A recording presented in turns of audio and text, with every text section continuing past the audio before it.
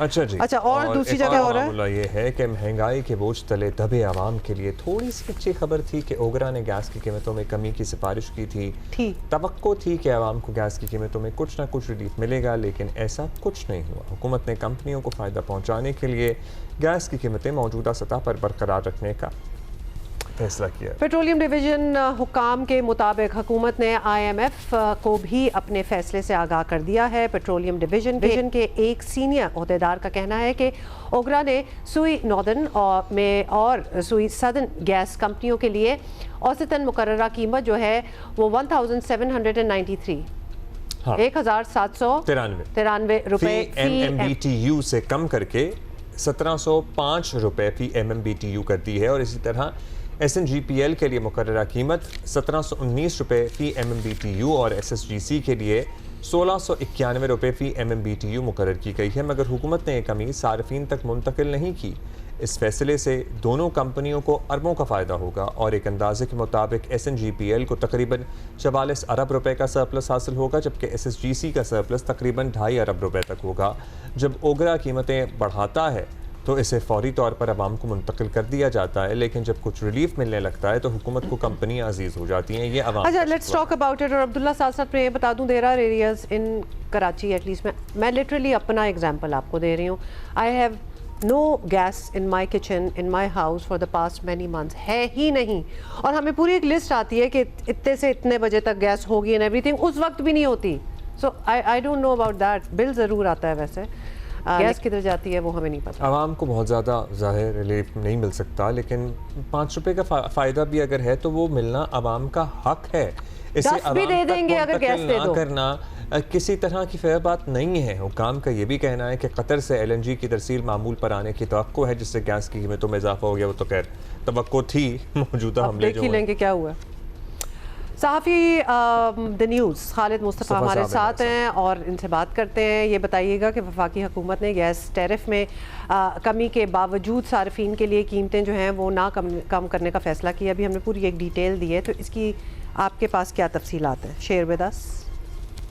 जी, actually जो आगरा है वो अपनी जो सालाना डिटर्मिनेशन उन्होंने दी है फिनंशियल ईयर 2026-27 की, तो उसमें बेसिकली उन्होंने जो प्रेस्क्राइब प्राइस है उसको कम कर दिया है। जो लास्ट ईयर की जो प्रेस्क्राइब्ड प्राइस थी, लास्ट ईयर की जो प्रेस्क्राइब प्राइस थी वो तकरीबन 1793 रुपये पर MMBTU थी, उसको कम करके 1705 रुपये तक तकरीबन कर दिया है। ये एवरेज प्राइस है।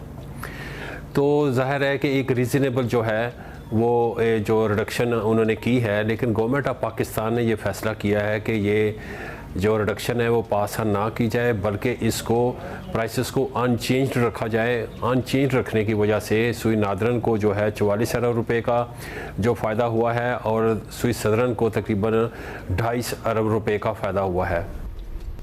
अच्छा, अब ये बता दीजिएगा खालिद साहब कि इस फैसले के पीछे का मुहर्रिकात पर भी हम चाहेंगे आप रोशनी डालें। इससे आम सारिफ के लिए गैस कितनी सस्ती होनी थी जो नहीं हो सकी? जो रैशनल है इस डिसीजन के पीछे वो यही है कि आने वाले जो महीने हैं, यानी अगस्त सितंबर से हो सकता है कि दोबारा जो है LNG की तरसील शुरू हो जाए और फिर दोबारा प्रेस्क्राइब प्राइसेस को ऊपर ले जाना पड़े। तो उस वजह से इन्होंने फ़िलहाल जो है अगस्त सितंबर तक तो मेरे ख्याल ये प्राइसेस जो है ना ये रिड्यूस्ड ही रहेंगी, और लेकिन इन्होंने अनचेंज सिर्फ इसलिए रखी हैं ताकि जो मज़ीद जो क्योंकि जो कतर एनर्जी वालों ने इनको ये मैसेज दिया है कि हम जो अगस्त में फोर्स मेजोर ख़त्म कर देंगे और दोबारा जो बाकायदा जो तरसील है पाकिस्तान को G2G बेसिस पे वो आनी शुरू हो जाएगी LNG की। फिर LNG का कंपोनेंट ज़ाहिर है वो फिर हम डोमेस्टिक सेक्टर में भी यूज़ करते हैं, तो फिर उसकी वजह से फिर हो सकता है कि प्रेस्क्राइब प्राइसेस फिर बढ़े और फिर दोबारा जो है अक्टूबर में जो सुई नादरन सुई सदरन वाले हैं दोबारा जो है ना अपनी पटिशन जो है रिवाइज्ड पटिशन जो है ना वो डालें और उसके मुताबिक फिर 1 जनवरी से फिर जो है ना वो अपना टैरिफ दोबारा रिवाइज करेंगी और वो फिर इम्प्लीमेंट होगा। ये बात भी समझ आ गई। खालिद साहब, ये भी बताइए कि अगर LNG दरामदात जो हैं वो बहाल होती हैं तो क्या खदशा है कि घरेलू सार्फिन के लिए गैस कीमतें जो हैं वो फिर बढ़ा दी जाएंगी? हाँ जी, डेफिनेटली वो इसी की वजह ये है कि जब इम्पोर्टेड जो गैस है और एलएनजी की, उसकी जो फार्मूला है, जो प्राइसिंग फार्मूला है वो 13.37% ऑफ द ब्रेंट है। तो डेफिनेटली वो जो है तकरीबन ज़्यादा होगी। इस वक्त अगर हम जो स्पॉट में जो एलएनजी ले रहे हैं वो बड़ी कम ले रहे हैं, लेकिन वो तकरीबन पावर सेक्टर में इस्तेमाल हो रही है और उसकी जो कीमत बन रही है, लैंडेड कास्ट जो बन रही है, वो तकरीबन $17.4 पर MMBTU बन रही है।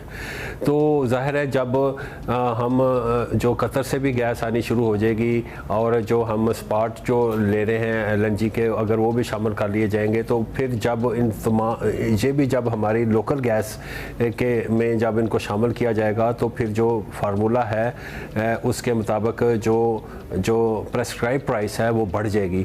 तो जाहिर है उसका इम्पैक्ट जो है फिर जो जनवरी से हो सकता है कि प्रेस्क्राइब प्राइस जो है वो बढ़ जाए और उसमें इंक्रीज़ आए। तो इस हवाले से फिर जो गैस कंज्यूमर हैं उनको ज़्यादा पैसे देने पड़ेंगे। लेकिन ये उसी सूरत में मुमकिन है कि अगर अबनाए हुर्मुज़ में जो है ना तमाम मामला जो हैं, पाकिस्तान जो इस्लामाबाद MOU साइन किया है, उसके बाद जो डायलॉग हो रहा है उसमें रुकावट ना आए और तमाम चीज़ें हैं वो स्मूथली जो हैं सेटल डाउन हो जाएं, तो फिर हो सकता है कि जो RLNG की जो बहाली है वो परमानेंट बेसिस पे शुरू हो जाए पाकिस्तान को। हुर्मुज़ वाला मामला जो है ना, ये हमें भी मुतासर कर रहा है। Khalid Mustafa, thank you for explaining all of this to us.